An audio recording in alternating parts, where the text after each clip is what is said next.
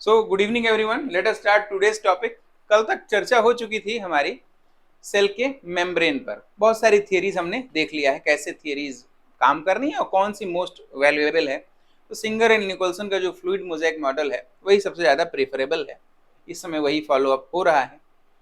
अब आज हम बात करेंगे कि क्या सिर्फ कितने प्रकार के हो सकते हैं अपने plasma membrane on the basis of permeability.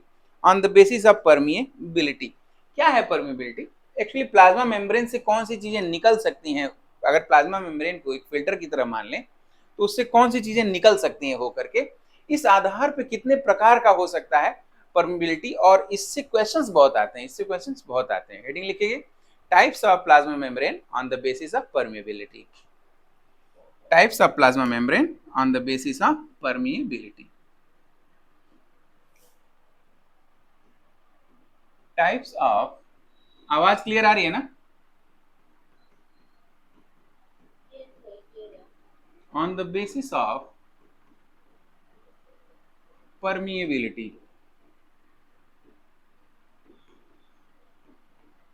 ठीक है, परमेबिलिटी के आधार पे हम ये देखेंगे कितने प्रकार के होते हैं हमारे पास प्लाज्मा मेम्ब्रेन। साथियों, अगर हम प्लाज्मा मेम्ब्रेन को देखें तो प्लाज्मा मेम्ब्रेन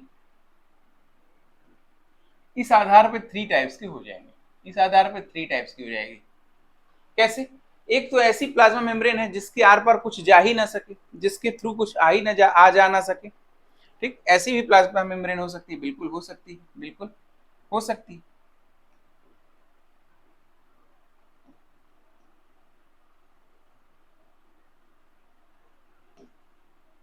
ठीक है, अगर हम बात करें तो एक, सॉरी क्या कह रहे हैं? सॉरी शिवानी, हाँ प्लीज बोलिए।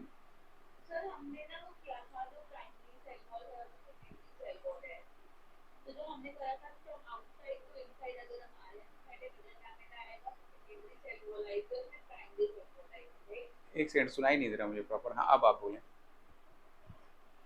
सर मैं कह रही थी वो जो प्राइमरी सेल वॉल और सेकेंडरी सेल वॉल करवाया था हमने किया था कि जो सेकेंडरी सेल वॉल होती है वो प्राइमरी के बाहर होती है।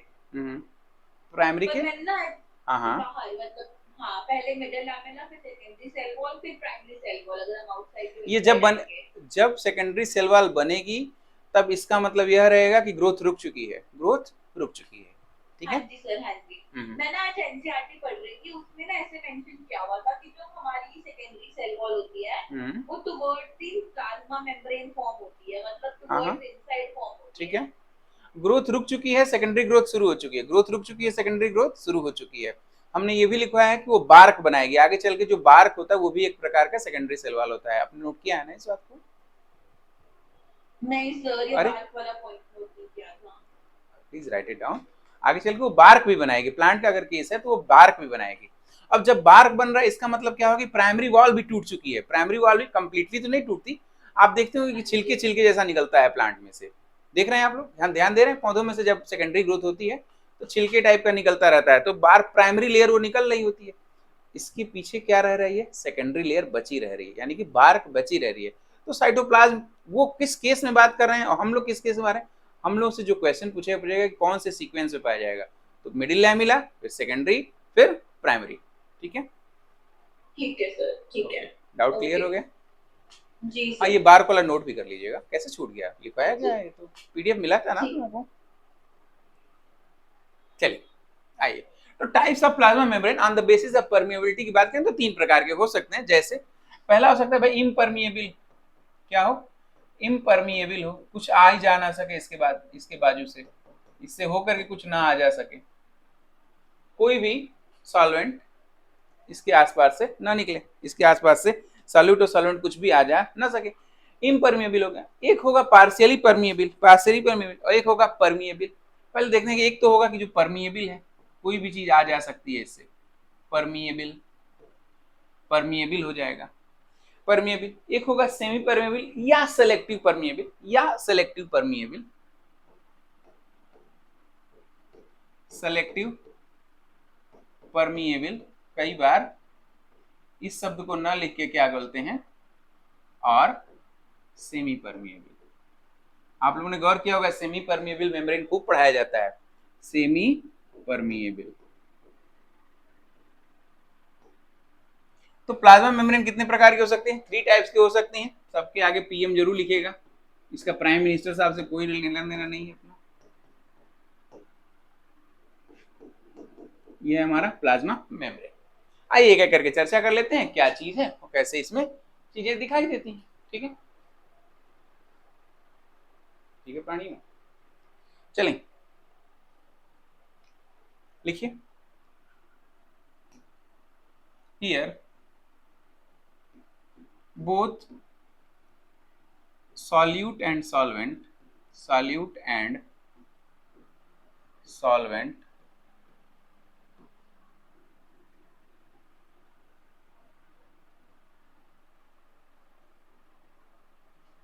cannot move being through it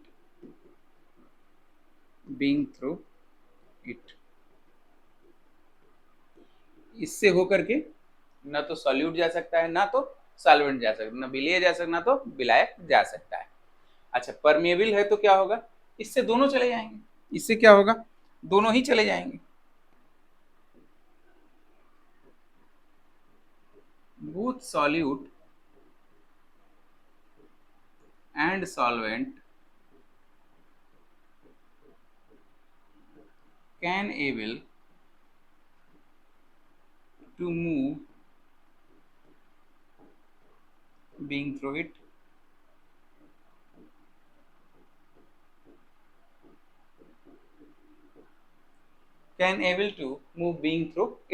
अच्छा, सेमी परमेबल में तो ये सेलेक्ट करेगा कि भाई कौन सा जाएगा और कौन सा नहीं जाएगा, कौन सा जाएगा और कौन सा नहीं जाएगा। कुछ तो जाएगा, कुछ नहीं भी जाएंगे, कुछ जाएगा कुछ नहीं जाएंगे। ये किस पे डिपेंड करेगा? साइज पे डिपेंड करेगा, चार्ज पे डिपेंड करेगा, ये चीजों पर डिपेंड करता है। तो इसमें लिख लीजिए, इसमें लिख लीजिए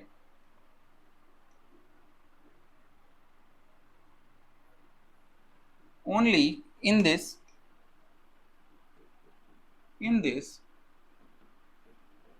only some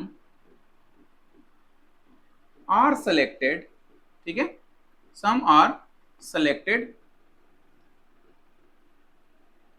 solvent molecules can able to pass being through it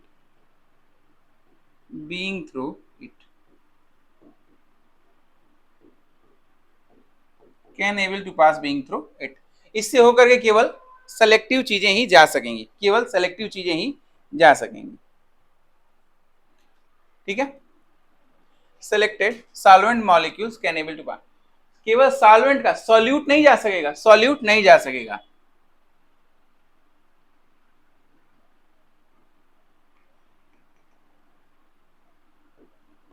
solute can not move being through it ठीक है, being through it can not move being through it। इससे होकर के सिर्फ और सिर्फ सॉल्यूट की चीजें जाएंगी। यदुराज आ गए आप? हाँ, ये फर्स्ट स्लाइड, ये फर्स्ट स्लाइड नोट करिए, फटाफट नोट करिए सभी लोग, सबका नोट हो जाए तो आगे बताइए चला जाए। अब एक क्वेश्चन कई बार आप लोगों से भी, जब आप लोग सेलेक्ट हो जाएंगे तो कई बार क्वेश्चन आप लोगों के सामने आएगा कि ऑस्मोसिस किसे कहेंगे, डिफ्यूजन किसे कहेंगे, एक्स ऑस्मोसिस और इंड ऑस्मोसिस से कई बार क्वेश्चन डेफिनेशन बेसिस पर आया हुआ है, डेफिनेशन बेसिस, ये लिख लीजिए फिर हम आगे चलें। हो गया सबका? निधि, प्राची, शिवानी, यदु आप प्लीज टेक द स्क्रीनशॉट।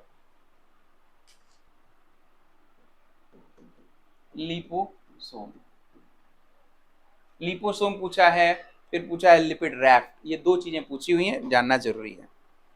कुछ नहीं बच्चों, बड़ा सिंपल सा है। लिपिड बाइलेयर का बना हुआ एक सर्कुलर स्ट्रक्चर है, लिपिड बाइलेयर का बना हुआ एक सर्कुलर स्ट्रक्चर, देखना ये ऐसे है,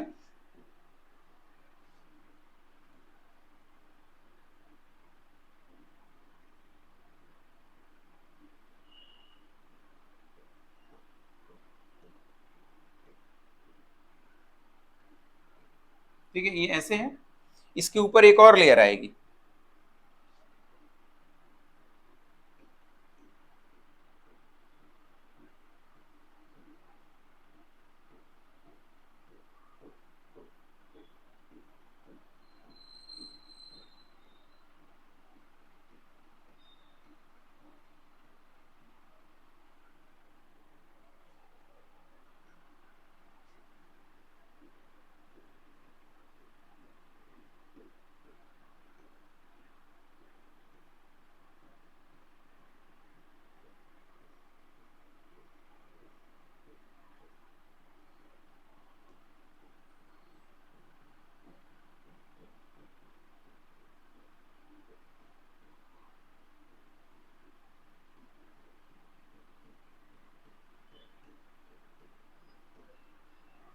ठीक है, ये स्ट्रक्चर बनाइए, इसी को कहते हैं लिपोसोम।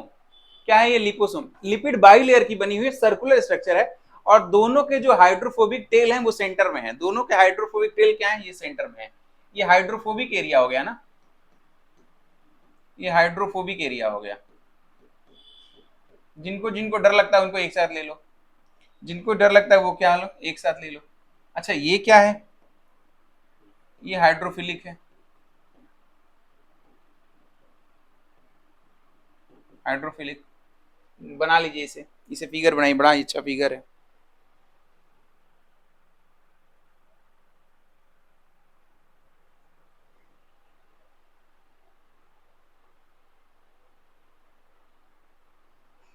अच्छा, इसका उपयोग कहाँ करेंगे? देखो, ये जो है ये एक्वस कैविटी होती है, ये होती है एक्वस कैविटी।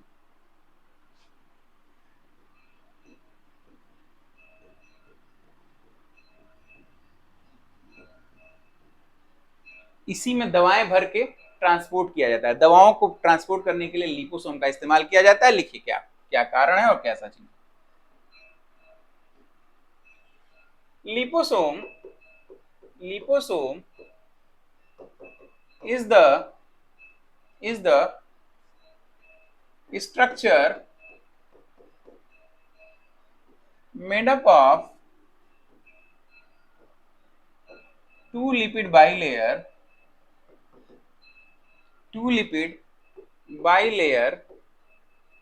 ठीक है, दो लिपिड बाइलेयर का बना होता है। ठीक, हैविंग बोथ दी, या ऐसे कर लो, हैविंग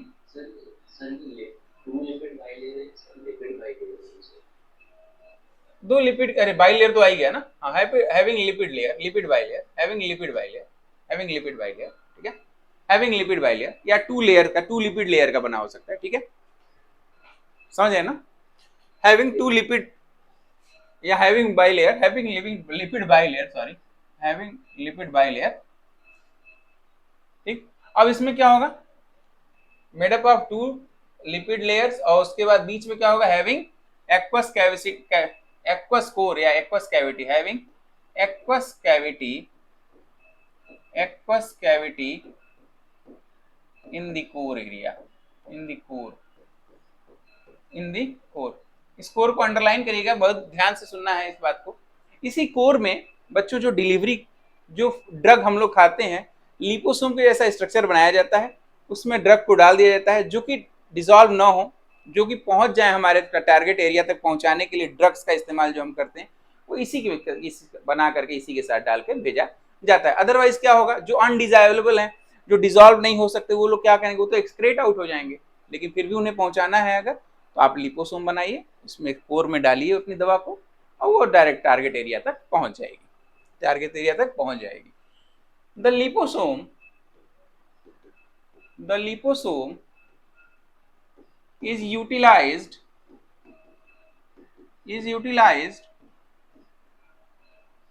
to deliver drugs,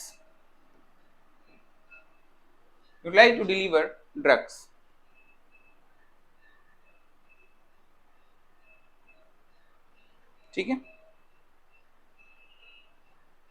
अगली हेडिंग होगी लिपिड रैफ्ट, लिपिड रैफ्ट। अगली हेडिंग होगी हमारी लिपिड रैफ्ट। स्ट्रक्चर बना लिया है ना सभी लोगों ने, ये स्ट्रक्चर सभी लोगों ने बना लिया है ना। देखो लिपिड राफ्ट बड़ा ही सिंपल सा टर्म है, लिपिड राफ्ट। जब भी कोई पूछे कि राफ्ट क्या चीज है, कुछ नहीं, ये एग्रीगेट है, कोलेस्ट्रॉल और स्पिंगोलिपिड का बना हुआ एग्रीगेट है। इट इज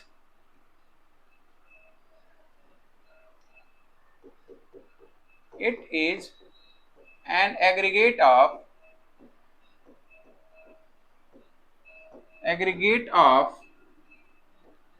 sphingolipid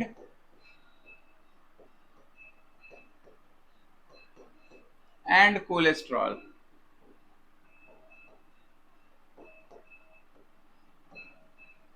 स्पिंगोलिपिड और कोलेस्ट्रॉल गुना हुआ क्या है, स्पिंगोलिपिड और कोलेस्ट्रॉल क्या होते हैं, इकट्ठा हो जाते हैं। जैसे मान लो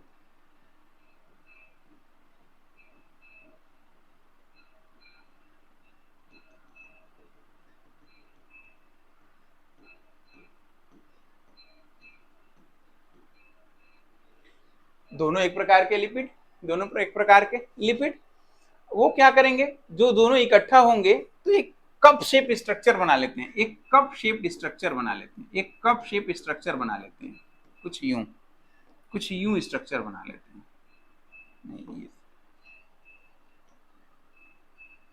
कुछ यूं स्ट्रक्चर बना लेते हैं। इसी के साथ ही इसी को लिपिड राफ्ट बोल रहे हैं। नॉर्मल लिपिड लेयर है, लिपिड की लेयर नॉर्मल है, उसमें बीच बीच में कप शेप स्ट्रक्चर पाया जाने लगेगा, बीच बीच में कप शेप स्ट्रक्चर पाया जाने लगा, उसी को लिपिड राफ्ट बोलते हैं। वह कप शेप जो स्ट्रक्चर होगा वो बना किससे होगा, स्पिंगोलिपिड और कोलेस्ट्रॉल से बना होगा, स्पिंगोलिपिड और कोलेस्ट्रॉल से बना होगा। ठीक है, ये है एग्रीगेट ऑफ, या एग्रीगेट की जगह पे इसे सीधे लिख लो लिपिड राफ्ट, लिपिड राफ्ट, यही है lipid raft. Normal cell membrane है, नॉर्मल सेल मेम्ब्रेन है, उसमें बीच बीच में कप शेप स्ट्रक्चर पाया जाने लगा, और वह कप शेप स्ट्रक्चर बना किसका होगा, स्पिंगोलिपिड और कोलेस्ट्रॉल का। इसी को कहते हैं लिपिड राफ्ट, लिपिड राफ्ट कहते हैं, इसी को कहते हैं लिपिड राफ्ट कहते हैं। क्या काम करेगा, एक्चुअली ये सिग्नल ट्रांसडक्शन का काम करेगा, सिग्नल ट्रांसडक्शन का काम करेगा, और कोलेस्ट्रॉल के ट्रैफिकिंग का काम करता है। क्या काम करता है, फंक्शन अगर कोई पूछे क्या होगा फंक्शन, तो आप लोग बताएंगे कि help in signal transduction. Signal transduction का मतलब कोई सूचना आई, सेल टू सेल अगर कोई सूचना मूव कर रही है, लेयर टू लेयर कोई सूचना मूव कर रही है, तो इस सूचना को ले जाने के लिए कई बार उसमें ये हेल्प करता है, लिपिड राफ्ट्स हेल्प करते हैं इसमें, सिग्नल ट्रांसडक्शन में। दूसरा क्या काम करेगा, कोलेस्ट्रॉल के ट्रैफिकिंग में, help in cholesterol, help in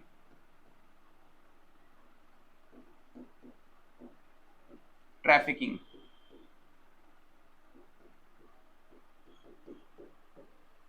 help in cholesterol trafficking. ठीक है, हेल्प इन कोलेस्ट्रॉल ट्रैफिकिंग।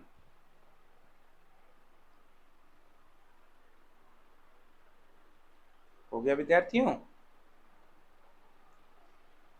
हमें बताना है वायरॉइड्स और प्रियॉन्स। इससे छोटे छोटे क्वेश्चन बहुत पूछे जाते हैं, तो इसके बारे में हम लिखना शुरू करेंगे। आप लोग ये लिख लिए हैं, कंप्लीट हो गया सर। कोलेस्ट्रॉल ट्रैफिकिंग मतलब कोलेस्ट्रॉल शरीर में खाया हमने, कोलेस्ट्रॉल या शरीर में निर्माण किया गया, उसको जहाँ पे आवश्यकता हो वहाँ पे उसे वापस भेज दिया जाए, वरना एक जगह डिपॉजिट होगा तो जाम लगा देगा, स्टेंट डालना पड़ जाएगा, ऐसा न हो इसके लिए क्या करें, डिस्ट्रीब्यूट किया जाता है, इसलिए कोलेस्ट्रॉल को डिस्ट्रीब्यूट किया जाता है। तो डिस्ट्रीब्यूशन कैसे होगा, ट्रैफिक के माध्यम से भेजा जाएगा, ट्रैफिक से कि अब तुम यहाँ मत जाओ, तुम वहाँ जाओ, इस तरह की ट्रैफिकिंग क्या होता है। ठीक है, क्लियर हुआ ट्रैफिकिंग यदुराज? Yes sir. ठीक, हाँ, क्योंकि अगर ट्रैफिक ना हो तो क्या होगा, हार्ट फेल हो जाएगा, हार्ट अटैक आएगा लोगों को, यही ट्रैफिकिंग ही तो फेल हो जाती है। ट्रैफिकिंग फेल केवल एक ही कारण है क्या, नहीं, कोलेस्ट्रॉल ट्रैफिकिंग और भी बहुत सारे कारण हो सकते हैं, और भी बहुत सारे तरीके हो सकते हैं, लेकिन यह भी क्या करता है, हेल्प करता है। राफ्ट भी क्या करते हैं, हेल्प करते हैं। मान लो यहाँ पे ट्रैफिक जाम हो रहा था तो इसने राफ्ट बना लिया, राफ्ट बने तो कुछ देर के लिए तो स्टोर हो गया कोलेस्ट्रॉल यहाँ पर, अब नॉर्मल है, ट्रैफिक बच गया। बेसिकली क्या करना, यू टर्न दिला दिया इसने, क्या किया, अच्छा तुम लोग सीधे जा रहे थे, थोड़ा सा चौराहे से घुमा दो, तो यहाँ थोड़ी देर टाइम मिला लोगों को, तब तक बाकी कोलेस्ट्रॉल या कुछ निकल गया, फिर ये यहाँ पहुंचे। ठीक है, इसी को कहते हैं कोलेस्ट्रॉल ट्रैफिकिंग। बहुत नॉर्मल सी प्रक्रिया है लेकिन बहुत इंपॉर्टेंट है। हेडिंग डालिए वायरस, हेडिंग डालिए वायरस। ठीक है, हेडिंग डालिए वायरस। वायरस से कैसे क्वेश्चन पूछे जाते हैं? एक तो कई बार पूछा है वायरस का डिस्कवरी किसने किया था, किसने किया था वायरस की डिस्कवरी? तो मेयर एंड सॉरी क्या कह रहे हो भाई? पास्चर ने डायनल ने किया था सर, थियोडाइनल। नो, बहुत सही, वेरी गुड। नहीं मैं बता रहा हूँ आप लोगों को, सबको यही कंफ्यूजन रहती है इसलिए कई बार मिस्टेक होती है। देखो टर्म दिया था लुईस पास्चर ने, टर्म दिया था लुईस पास्चर ने, और मेयर और इवानोव्स्की ने डिस्कवरी की थी, पहली बार देखा था वायरस को, पहली बार देखा था। तो टर्म वायरस नोट कर लो, was given by Louis pasture.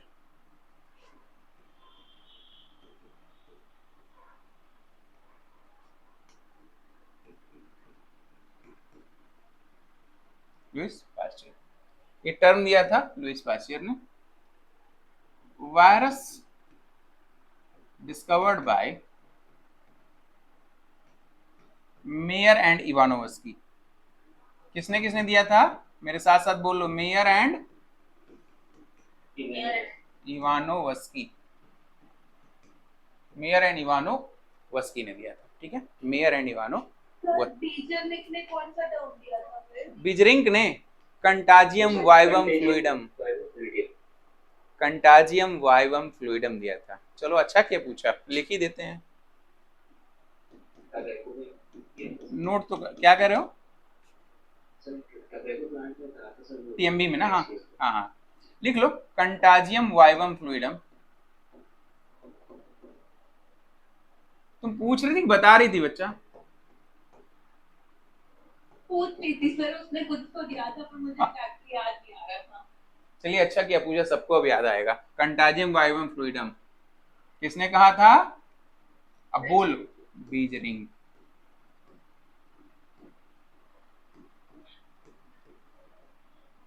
लो 2 बार लगा दिया, अब मत भूलना, 2 स्टार भी लगा दी, 2 अंडरलाइन भी कर दिया, अब से ना भूलिएगा आप लोग।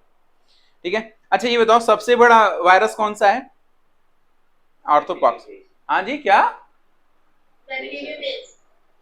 बैगियाटोआ मिराबिलिस। क्या बोल रहे? Orthopox virus.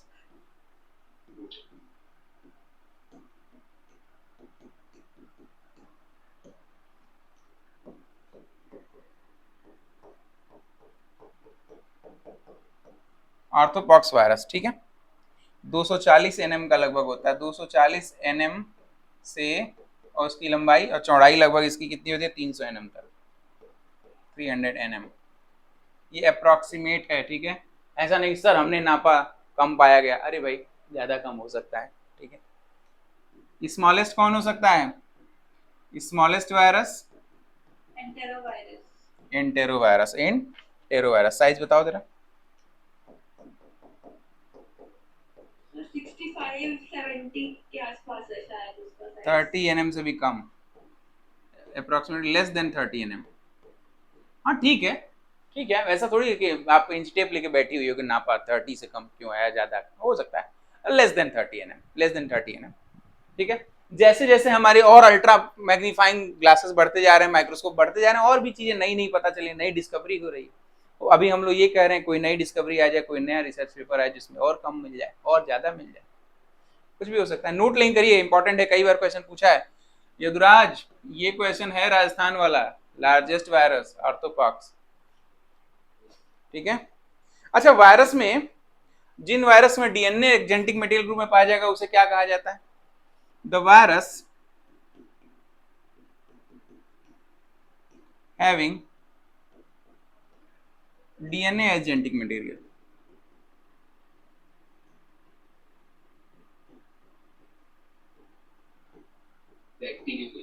अरे क्या कह रहे हो, बैक्टीरियोफेज तो बैक्टीरिया को खाने वाले वायरस को कहेंगे ना, बैक्टीरिया को जो इन्फेक्ट करें उसे कहेंगे बैक्टीरियोफेज।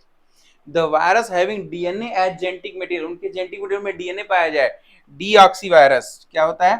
डीऑक्सी वायरस कहा जाता है, deoxy virus. Called as deoxy virus, called C by A कर लेना, ठीक है। The virus having DNA as genetic material called as deoxy virus, called as deoxy virus. हो गया। अब अगला, the virus having RNA as genetic material. अब तो दिमाग लगा के बता दो।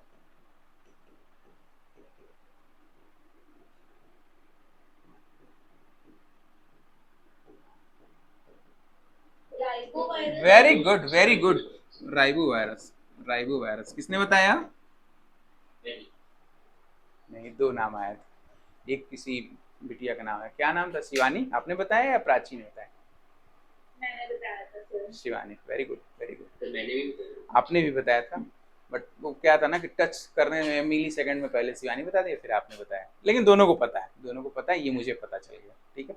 Please note it down. चलो भैया, एक ये हो गया। जो पहला वायरस खोजा गया था वो कौन सा था? TMB virus. कैसा था?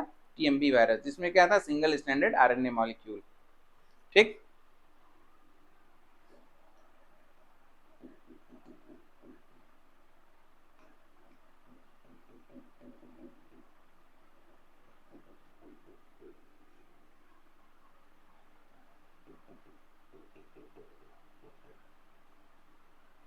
TMB, tobacco mosaic virus, tobacco mosaic virus, ठीक है। क्या था इसमें? इट हैज, यही लिख लेना, it has single standard RNA, single standard RNA as genetic material, as genetic material. आजकल ये क्वेश्चन बहुत पूछे जा रहे हैं, किसमें कौन सा। अच्छा, जो कोविड वायरस था उसमें कौन सा जेनेटिक वायरस था, जेनेटिक मटेरियल था? आरएनए था। Very good, RNA. इसीलिए केवल साबुन से भी हाथ धुलने से वो खत्म हो जाता है, क्योंकि आरएनए की एक तो हाफ लाइफ कम होती है और डीनेचर जल्दी हो जाता है, डीनेचर जल्दी हो जाता है, ठीक है। सपोज करो कि अगर वह डीएनए रहा होता तो भाई कत्लेआम मचा चुका होता, वैसे भी मचाया उसने, लेकिन अभी तक ठीक नहीं हुआ होता वो, ठीक है। आरएनए वाला जल्दी म्यूटेट हो जाएगा, डीएनए वाला तो फिर अब तक रिसर्च आ गई रहती है उसका, फिर परमानेंट इलाज हो जाता है उसका, उसका परमानेंट इलाज करना पड़ता है। डीएनए वायरस को इलाज तो कराया जा सकता है उसका बाद में, लेकिन रिसर्च करके करते।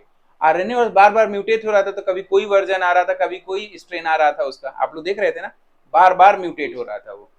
लेकिन डीएनए अगर रहता तो अब तक तो रिसर्च हो चुकी होती, कोई ना कोई परमानेंट इंजेक्शन आ गया रहता उसका हमारे पास, ठीक है। It has single standard RNA as genetic material, as genetic material,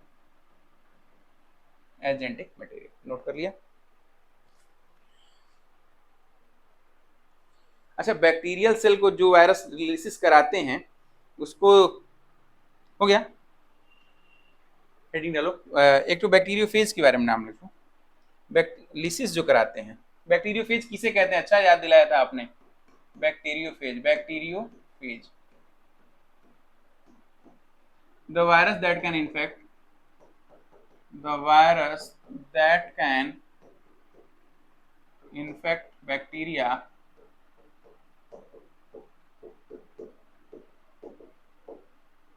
are called as, क्या कहा जाएगा? बैक्टीरियोफेज। अच्छा, एक इसमें क्या करेगा, वास्तव में क्या करेगा, देखो जरा। एक सपोज करो, क्या है ये? Bacteria, bacillus bacteria, rod shape, bacillus bacteria मान लेते हैं, रॉड शेप है तो, ठीक है। क्यों रॉड शेप भी लिए हैं? अरे भाई थोड़ा साइज बड़ी हो जाती तो दिखाने में अच्छा होता है, ठीक है। देखो इसके ऊपर ये आ गया,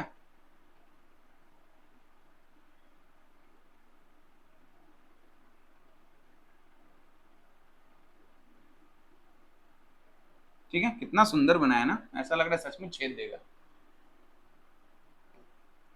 इसके अंदर देखो विद्यार्थी, ये है जेनेटिक मटेरियल, ये इसका जेनेटिक मटेरियल। ये कुछ देर बाद इसमें इंजेक्ट कर देगा, इसमें अपना जेनेटिक मटेरियल क्या करेगा? इंजेक्ट कर देगा, इसमें इंजेक्ट कर देगा।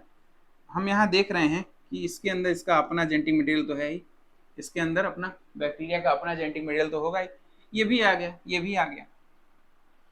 अगला इस सिनेरियो क्या होगा, कुछ समय के बाद से देखिएगा क्या होगा। यह इसके या इसके सिस्टम को हाईजैक कर लेगा। दो तरीके से लिसिस कराना है। क्या करेगा? लिसिस, बैक्टीरिया का सेल क्या करेगा? टूटेगा। क्यों टूटेगा? क्योंकि ये जेनेटिक मटेरियल इसके अंदर चला गया। जेनेटिक मटेरियल अंदर चल के क्या करेगा? रेप्लिकेट करेगा, बहुत सारी कॉपी बनाएगा, ह्यूज नंबर ऑफ कॉपी बनाएगा, तो प्रेशर पड़ेगा और एक दिन क्या होगा? ये बैक्टीरिया की जो वॉल है क्या होगी? लिसिस हो जाएगी, टूट जाएगी।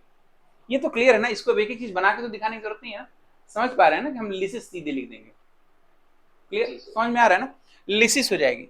बच्चों इस जो lysis of the bacterial wall, lysis of the bacterial wall due to bacteriophage, इसको बताया था ट्वार्ट डी हेरले ने। ट्वार्ट डी हेरले ने, इसीलिए इस फिनोमिना को कहते हैं Twort de Herelle phenomena. Twort de Herelle phenomena, Twort de Herelle phenomena. Lysis of the, यही लिख लो फिर से, लिसिस या lysis of the bacterial wall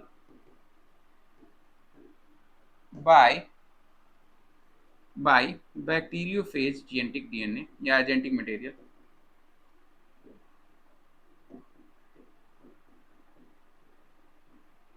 genetic material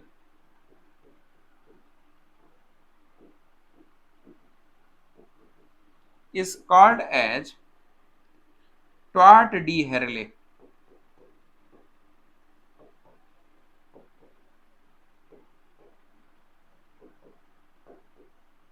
phenomena, phenomenon, ठीक है। ट्वार्ट डी हेरले फिनोमिना।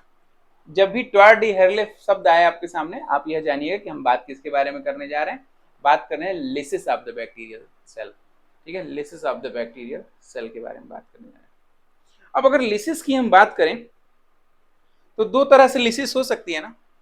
एक हो सकती है कि ये जो जेनेटिक मटेरियल है उसके साथ अटैच हो जाए, एक जो जेनेटिक मटेरियल इसके साथ अटैच हो जाए, और या फिर जेनेटिक मटेरियल सेपरेट पड़ा रहे साइटोप्लाज्म में और आराम से ग्रो करके फिर फाड़ दे। ग्रो करे, अपने ऊपर सीड कोट बनाए, सीड कोट कह रहे हैं, अपने ऊपर पूरा फेज का कोट बनाए, फेज कोट बना ले और प्रोटीन कोट बना के पूरे पूरे प्रेशर डाल के तोड़ दे। दो बारें हो सकती है। क्या क्या? लिसिस अकर, लिसिस कैसे हो सकती है? दो बार से होती है। By the attachment with the, by the attachment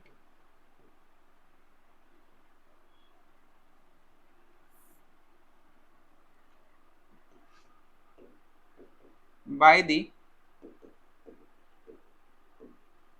attachment with bacterial DNA, a bacterial genetic material with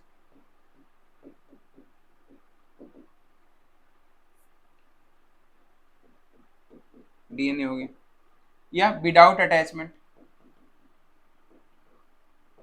मेरी बात समझ पा रहे हैं ना आप पांचों लोग? भाई इसके जेनेटिक मटेरियल आया, फिर इसने क्या किया? अपने ऊपर कोट कराया होगा, प्रोटीन का कोट बनवाया, सब में एक एक प्रोटीन का कोट बन गया। एक समय तो आएगा ना कि जब ये पूरा भर जाएगा सेल और फिर फटेगा। समय आएगा जब फटेगा। मेरी बात सबको समझ में आ रही है ना? हाँ ना, अरे हाँ ना बोलते रहते हैं आप लोग, मुझे लगता है कि हाँ चलो सही जगह पे चल रही है दिमाग। ठीक है।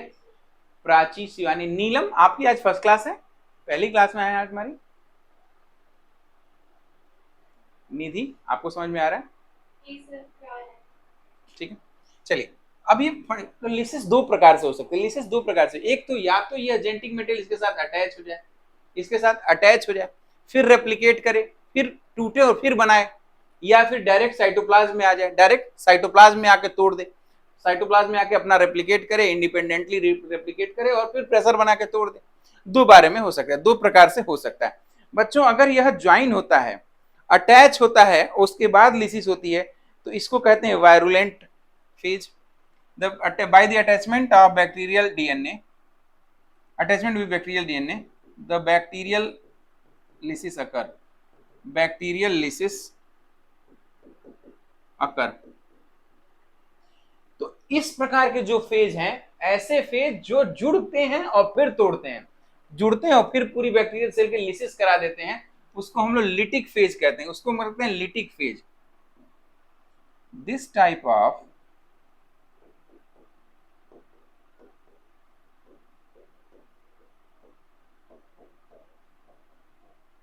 phases are called as lytic phase, lytic phase, ठीक है। जुड़ा जुड़ा, फिर रेप्लिकेट किया, जैसे जैसे इसका रेप्लिकेशन हो रहा है वैसे वैसे इसका भी रेप्लिकेशन हो रहा है, बैक्टीरियोफेज का भी रेप्लिकेशन हो, जब बैक्टीरियोफेज का भी रेप्लिकेशन हो तो वही प्रोटीन को फिर से बनाया, तब जाके तोड़ा। एक तो था, दूसरा इनडायरेक्टली, डायरेक्ट इंडिपेंडेंटली आया, आराम से बैठा, तुम अपना खाना बनाओ मैं अपना खाना बना रहा हूँ, अपना रेप्लिकेट करो मैं अपना रेप्लिकेट कर रहा हूँ। जब ये अपना रेप्लिकेट कर लिया तो फिर इसके ऊपर प्रोटीन कोट बना, बहुत सारा प्रोटीन कोट बना, और ये फिर तोड़ दिया। इसे कहते हैं लिटिक फेज, लेकिन इसको कहेंगे lysogenic phase. This type of phases are called as lysogenic phase। Lysogenic phase, ठीक है, लाइसोजेनिक फेज। फिर से सुन लो, एक बैक्टीरियोफेज आया जो बैक्टीरिया को इन्फेक्ट करे, बैक्टीरियोफेज। ऐसा वायरस जो बैक्टीरिया को इन्फेक्ट करे, आया, इसके जेनेटिक मटेरियल में आ गया, इसके जेनेटिक मटेरियल में आ गया, अंदर आ गया। अंदर आके दो प्रोसेस हो सकती है, पहले तो ये जानो कि लिसिस होगा अगर बैक्टीरियल सेल में, ठीक, तो उसको एक फिनामिना है, कौन सा फिनामिना कहते हैं, ट्वार्ट डी हेरले, ट्वार्ट डी हेरले फिनामिना कहते हैं लिसिस को। लिसिस में भी आप टू टाइप्स, या तो हो जाएगा कि बैक्टीरियोफेज का जेनेटिक मटेरियल इसके साथ अटैच होगा और अटैच होकर के रेप्लिकेट करेगा और फिर तोड़ देगा पूरे सेल को, या फिर इंडिपेंडेंटली साइटोप्लाज्म में पड़ा रहेगा, वहां अपने आप रेप्लिकेट करेगा, उसके रेप्लिकेट करने से सेल में प्रोटीन कोट बनेंगी, बहुत सारे बैक्टीरियोफेजेस बनेंगे और उसके बाद वो डीट तोड़ देगा, पूरी सेल को तोड़ देगा। अगर जुड़ के तोड़ रहा है उसको कहेंगे लिटिक फेज, जो इंडिपेंडेंटली तोड़ रहा है उसे कहेंगे लाइसोजेनिक फेज। क्लियर हो गया कॉन्सेप्ट? प्राची, शिवानी, यदु, नीलम, निधि, बाकी लोग सब छापने में, ठीक है, क्लियर है ना? लिटिक और लाइसोजेनिक हमेशा याद रखिएगा, इसमें कोई कंफ्यूजन तो नहीं है आप लोगों को, लिटिक और लाइसोजेनिक में। चलिए, अच्छा, अब हेडिंग डालिए वायरॉइड्स, हेडिंग डालिए वायरॉइड्स। अरे आराम से कर लो।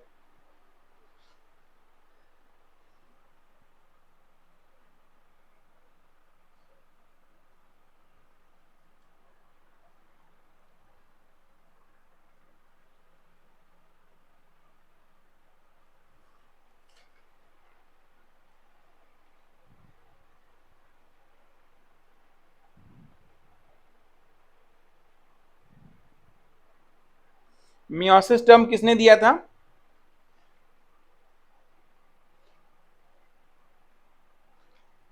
जिन लोगों को हो चुका है जरा बताओ भाई। Meiosis term is given by whom? Meiosis term is given by whom? किसने दिया था? हेडविग ने सर। हाँ, Hedwig Oscar Hedwig along with Farmer and Moore, note करिए, हेडविग along with, पूरी लाइन ये लिखिए, along with फार्मर एंड मूरे।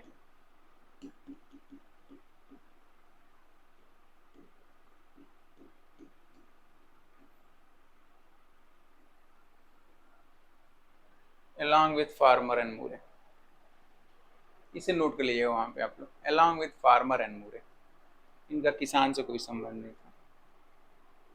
चलें आगे, हेडिंग डालिए वायरॉइड्स। हो गया Yaduraj?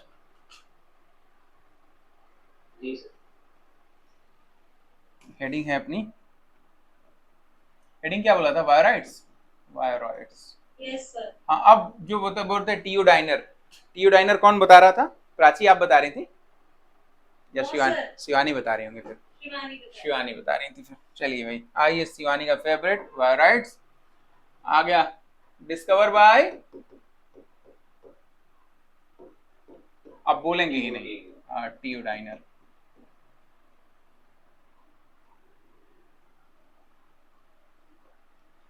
टियोडाइनर,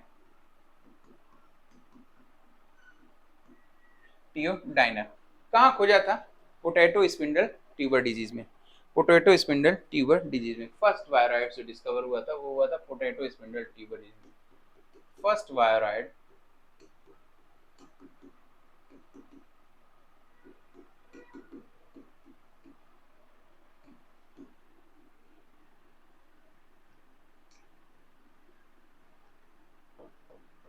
potato spindle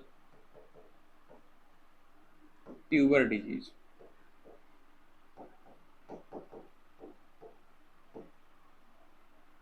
potato spindle tuber disease.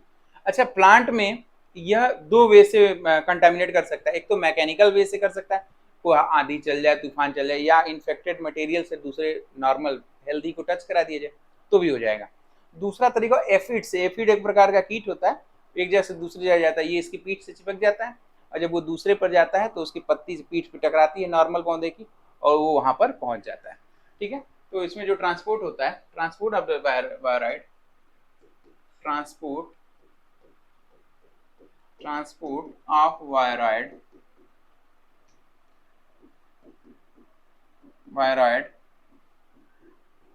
occur by two ways। एक तो हो सकता है भाई मैकेनिकल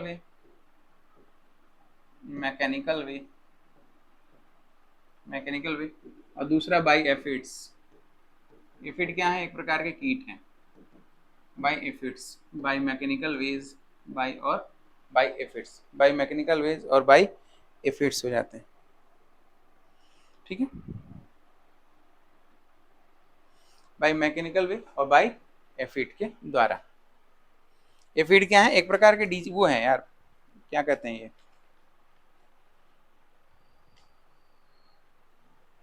एफिड क्या एक प्रकार के कीट हैं। अच्छा, वायराइड्स कहते हैं, क्या होते हैं वायरस में? They are viroids are the roids are the single stranded RNA without any protein code। single stranded RNA without any protein code।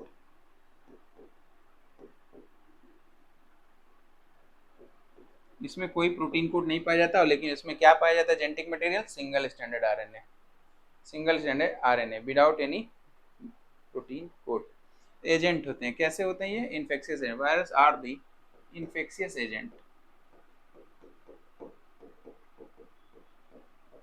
यहां ऐसे लिख लेना बच्चों, virus are the infectious agent, ठीक है, हैविंग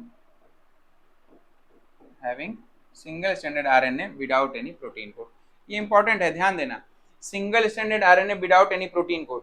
अब एक इन्फेक्शियस एजेंट होता है जो केवल प्रोटीन का बनता है, उसे प्रियॉन बोलते हैं। केवल प्रोटीन का बना हुआ रहेगा तो प्रियॉन बोलेंगे। वायराइड क्या है? केवल सिंगल स्टैंडर्ड आरएनए का बना हुआ इन्फेक्शियस एजेंट है जिसमें कोई प्रोटीन कोड नहीं पाया जाएगा। वायराइड्स की डिस्कवरी टीओ डाइनर ने किया था पोटैटो स्पिंडल ट्यूबर डिजीज के रूप में। दो वे से वो ट्रांसपोर्ट किए जा सकते हैं, एक मैकेनिकल वे हो सकता है और दूसरा हो सकता है एफिड के द्वारा। एफिड एक प्रकार के कीट होते हैं। जनरली ये क्या होते हैं? ऑब्लिगेट पैरासाइट होते हैं जनरली, या mostly they are viroids are obligate parasite. मतलब किसी एक पे ही निर्भर रहते हैं। Obligate parasite, mostly they are obligate parasite. ये मुझे लग रहा है कि ये इंपॉर्टेंट होगा। अभी क्वेश्चन तो ये नहीं आया, ये तो कई बार क्वेश्चन आ चुका है, ये क्वेश्चन अभी तक नहीं आया, फिर भी डाल लेते हैं, क्या पता आ जाए कुछ नया। अगर कोई बना दिया तो आ भी सकता है। हेडिंग डालिए प्रियॉन्स। क्यों, समझ में आ रहा है ना? ए मेरे वतन के लोगों, कुर्बानी मत याद करो, बस बताओ। ठीक है, हंसते रहिए, पढ़ते रहिए। अगला क्वेश्चन कह रहे हैं प्रियॉन्स। हेडिंग होगी प्रियॉन्स। किसने डिस्कवरी की थी भाई प्रियॉन्स की? किसने किया था प्रियॉन्स की खोज? स्टैनले बी प्रोसिनर ने। डिस्कवर्ड बाय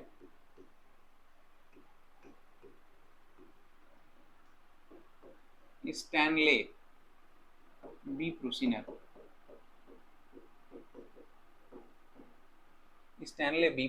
ये बहुत इंपॉर्टेंट है, कई बार पूछा है। अच्छा, प्रियॉन जितना खतरनाक वायरस मैंने देखा, वायरस कह रहा हूँ, इन्फेक्शियस एजेंट मैंने देखा नहीं।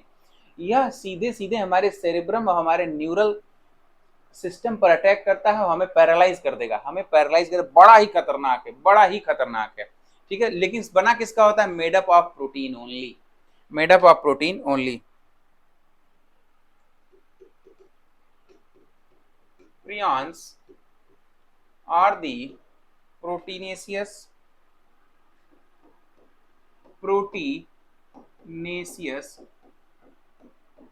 infectious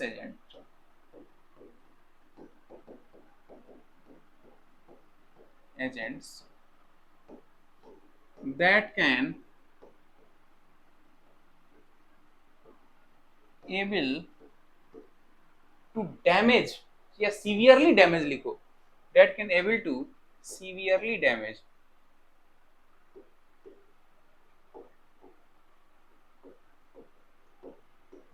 the cerebral oblique neural system of the body.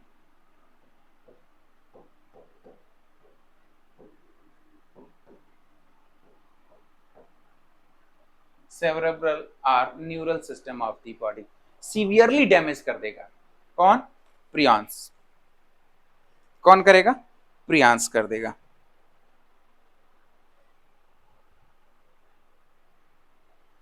अच्छा, जो प्रोटीन इन्फेक्शियस होंगे, नॉर्मल प्रोटीन भी होता है और एक पीआरपी प्रोटीन होता है, एक पीआरपी एससी होता है, एक पीआरपी होता है, एक पीआरपी एससी होता है।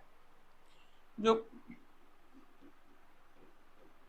नॉर्मल प्रियॉन्स, देखो normal prions are designated by PRP.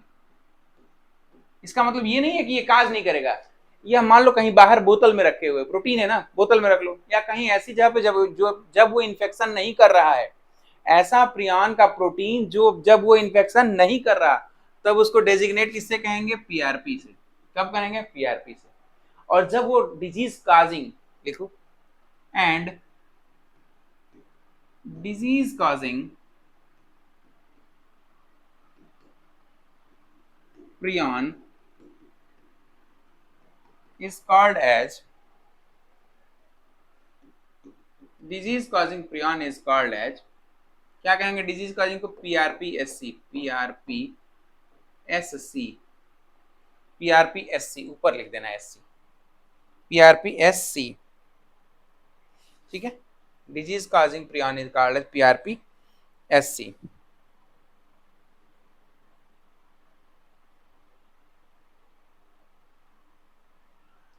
जो प्रियॉन्स के द्वारा डिजीज काज की जाती है, the disease caused by prions are also known as spongiform encephalopathy, spongiform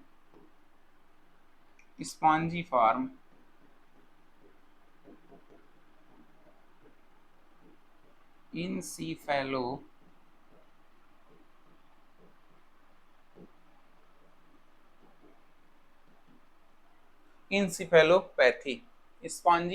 encephalopathy. The disease caused by prions are also known as spongiform encephalopathy.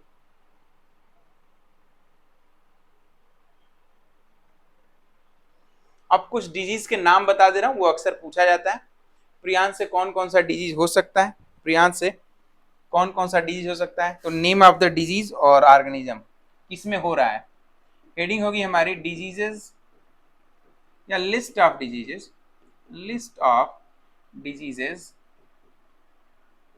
caused by prions। आप लोग सोच रहे होंगे इतना खतरनाक है? यस, ये इतना बहुत खतरनाक है।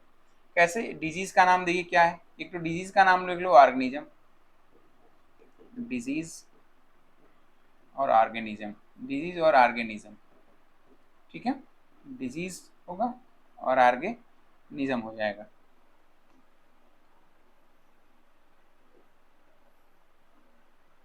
देखो डिजीज होगा Creutzfeldt Jakob disease, Creutzfeldt FELDTZ Jakob disease, Creutzfeldt Jacob.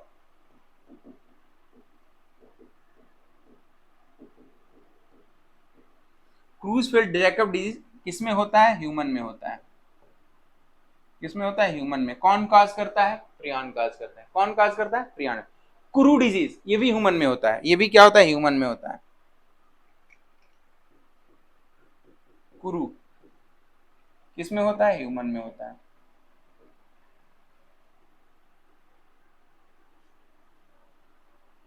ठीक है, किसमें होता है? ह्यूमन में होता है।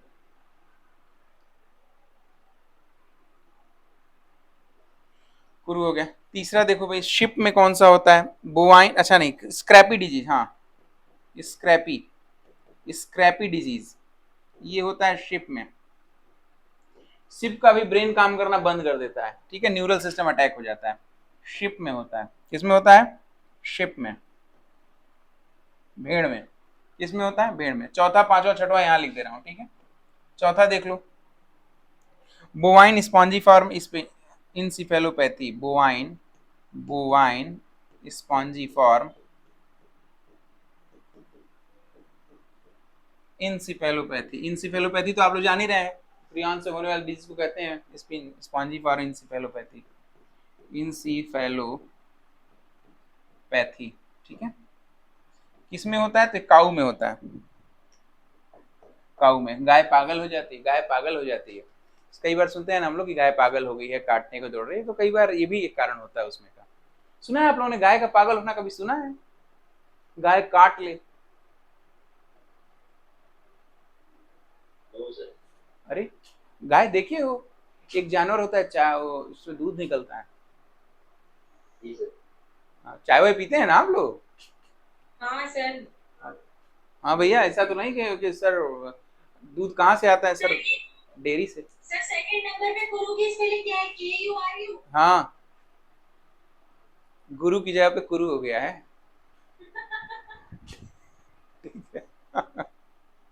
चलिए भाई, एक और होगा, क्रोनिक रेस्टिंग डिजीज को। क्रोनिक रेस्टिंग डिजीज ये म्यूल डियर में होता है। म्यूल डियर में होता है, दोनों में। एक होगा क्रोनिक, सॉरी, रेस्टिंग डिजीज।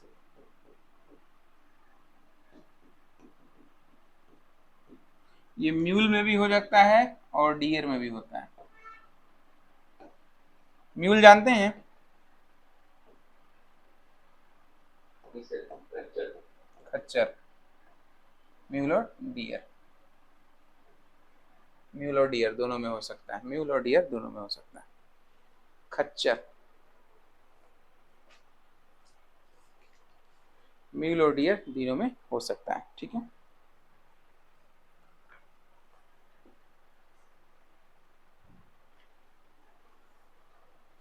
हो गया। अब चलो, देखा, हमें यह बताना है कैसे ट्रांसपोर्ट होता है, कैसे ट्रांसपोर्ट होता है अपने इसमें प्लाज्मा मेम्ब्रेन के थ्रू, ठीक है। Transport in plasma membrane, heading होगी ट्रांसपोर्ट इन प्लाज्मा मेम्ब्रेन। कैसे प्लाज्मा मेम्ब्रेन के थ्रू, मान लो कुछ अंदर जाना है तो कैसे जा सकता है, कैसे जा सकता है। हम इस दौरान यह भी देख लेंगे कि ये जो क्रीम आते हैं, जो क्या कहते हैं, ब्यूटी क्रीम है, फेयरनेस क्रीम्स आते हैं, वह कितना बेनिफिशियल है हमारे लिए, ठीक है। आपको एक अंदाजा लग जाएगा। कैसे अंदाजा लगेगा, आइए देखते हैं। हो गया है। जी सर। इसमें तो आप लोगों को ज्यादा इंटरेस्ट आने लगा होगा, जब फेयरनेस क्रीम के बारे में बात होती है तो लोगों को ज्यादा इंटरेस्ट आता है। अरे सर बताइए बताइए जल्दी, है ना ऐसा? बाकी यदुराज, आपके लिए नहीं, बाकी जितने विद्यार्थी हैं हमारे, इंटरेस्ट आ रहा है कुछ? ठीक है, अपने अपने स्टूडेंट को आप लोग बताइएगा, उनको बड़ा मजा आता है जब मैं क्लास में पढ़ाता हूँ इस चीज को, तो बच्चियां तो बिल्कुल ध्यान से सुनने लगती हैं। करी उसे कुछ इंपॉर्टेंट निकल के आए, कुछ नया फेयरनेस के लिए निकले फार्मूला, लेकिन ऐसा कुछ नहीं होता है। Transport through plasma membrane, transport through plasma membrane, through plasma membrane. देखो जो कंपनियां हैं बहुत ठग रही हैं हम लोगों को। देखो, ट्रांसपोर्ट दो तरीके से हो सकता है बच्चों। एक तो हो सकता है भाई एक्टिव ट्रांसपोर्ट हो, एक हो सकता है एक्टिव ट्रांसपोर्ट हो, एक होता है पैसिव ट्रांसपोर्ट, एक हो सकता है पैसिव ट्रांसपोर्ट। एक्टिव ट्रांसपोर्ट और पैसिव ट्रांसपोर्ट, इसे नोट करिए, हम आ रहे हैं 1 मिनट में।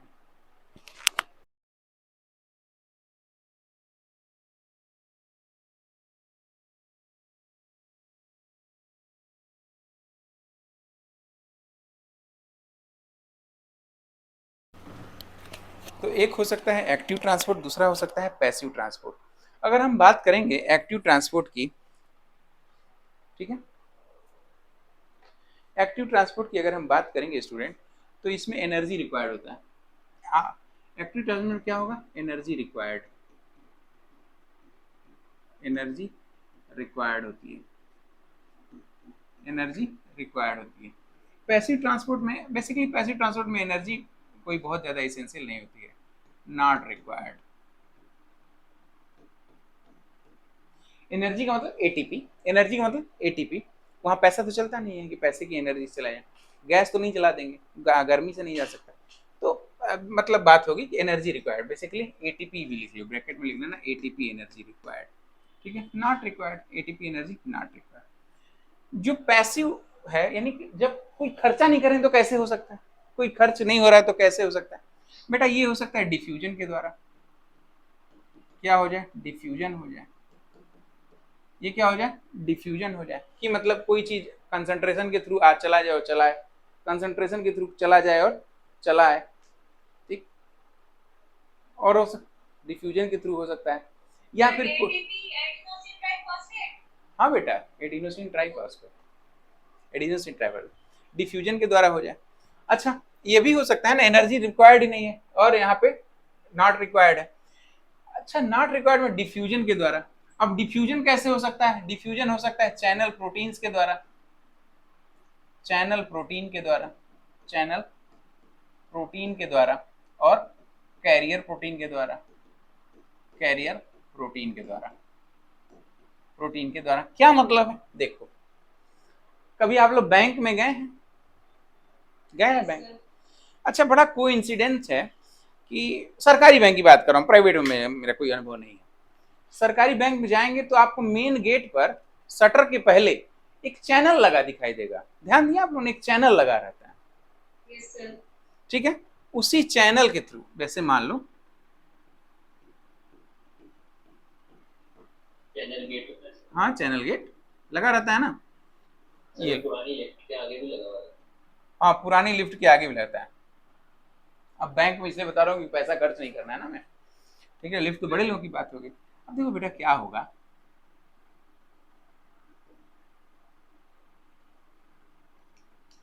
ये है चैनल प्रोटीन, ये क्या है, चैनल प्रोटीन, चैनल प्रोटीन। इस चैनल प्रोटीन से अगर किसी चीज को निकाला जाएगा तो उसमें ऊर्जा नहीं लगेगी, उसमें ऊर्जा नहीं लगेगी, आएगा जाएगा कोई ऊर्जा नहीं, गैप छोड़ा गया है ना, गैप छोड़ा गया है, लोग ऐसे करके निकल जाते हैं, देखे, एक तो चैनल रहता है उसके ऊपर सीकड़ से बांध देते हैं, सीकड़ से बांध देते, जंजीर लगा देते, देखा आप लोगों ने? फिर ऐसे तो जा ही नहीं सकते, ऐसे करके जाते हैं हम लोग, ऐसा नहीं है, लेटरल एंट्री होती है। हाँ, मैं इसमें टकराने जा रहा था, ठीक है। एक ये होगा चैनल प्रोटीन। अच्छा, एक हो जब भीड़ होती है, जब कभी भीड़ होती है तो कुछ ऐसे भी प्रोटीन होते हैं, एक तो ये सिनेरियो है, एक दूसरा सिनेरियो भी होता है, देखो क्या, इसको कहीं और बनाएंगे, यहां बना रहे हैं, मान लो बहुत भीड़ है, बहुत भीड़ है, छोटी सी जगह है, तो क्या होगा, एक ऐसा आदमी रहेगा ताकतवर, उसका गार्ड रहेगा जो धक्का देके एक आदमी को भेगा, एक आदमी को बाहर निकाले। ऐसी सिनेरियो देखे हो कि नहीं देखे हो? अरे बहुत भीड़ है, ऐसा सिनेरियो। कुछ लोग आएंगे, कुछ लोग जाएंगे, कुछ लोग आएंगे, कुछ लोग जाएंगे, क्यों? क्योंकि यहाँ पर एक गार्ड साहब बैठे हुए हैं, एक गार्ड साहब बैठे हुए हैं, यहाँ पे एक गार्ड साहब बैठे हुए हैं, यहाँ पे एक गार्ड साहब बैठे हुए हैं। ये क्या है, कैरियर प्रोटीन है, क्या है, कैरियर प्रोटीन, प्रोटीन है।